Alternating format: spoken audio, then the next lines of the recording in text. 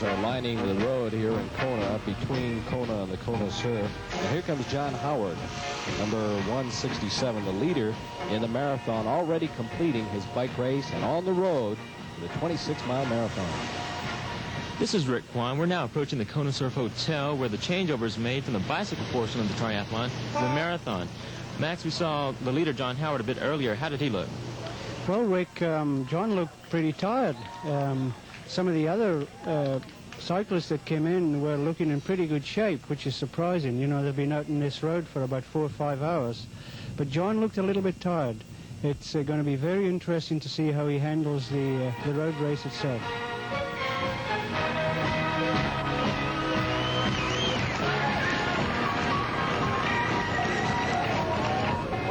Surf Hotel almost 7 hours into the triathlon. This is the point of the race where the entries make the changeover from the bicycle portion of the contest to the final phase of the triathlon, the 26.2-mile marathon run. The last thing we heard was that John Howard was still the leader. He passed by this point about 30 minutes ago. And Max, it looks overall that the runners look quite well. It's surprising, Rick, really is. What has happened here is they come in, they jump off the bike, and then they jump on the scale just to test see if they've lost too much weight. If at this stage, if they've lost too much weight, they're going to be taken out of the race, which means dehydration.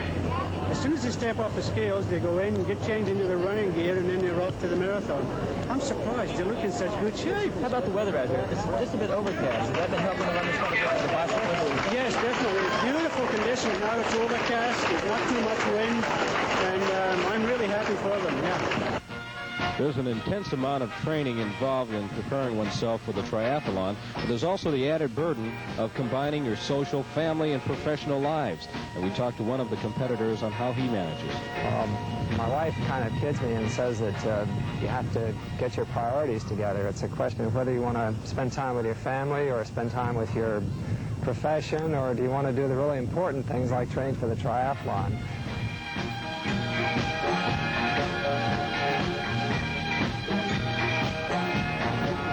No help from anyone else. You are entirely on your own, and it is billed as the supreme endurance contest for a human being, and I really think it is. And the fact that it is happening here in Hawaii is something that is very special, and something that we people who have been here a while can be proud to say that we have going on here. And I hope that we have quite a few more triathlons, and that I'm not always participating, but maybe observing one next year. Throughout the day, we've been running into all kinds of very interesting competitors. We can do a report on almost every one of them, but Rick Kwan has one for us right now. Meet Roberto de Uarte. At first glance, he looks just like your everyday bicyclist. But look again, and you'll notice Roberto's right leg is shrunken and almost pencil-like, the result of being stricken by polio at age 6. The disease left Roberto's right side paralyzed from the waist down. They put me in very heavy braces and restricted my movement quite a bit of the leg. I wore crutches, and so I developed my upper body from both wearing crutches, and the rehabilitation I got when I had polio at that time was mostly swimming and bicycling. They did not want me to be on my legs at all. While running, Roberto has only about 5% usage of his bad leg. So for a long time, the thought of running a marathon was just inconceivable. I biked about 3 marathons with my father-in-law, and I met Dr. Thomas Bassler, who's a pathologist, very controversial, and he said, you know, you should be off that bicycle and running here with us. And I think that it percolated in my mind for maybe a couple of years before I started to really train, and I did my first intent of a marathon, which is 22 miles at Hilo. Roberto has now run 12 marathons. To watch him compete, it looks a bit painful, but he says all the exercise has proven to be a great benefit.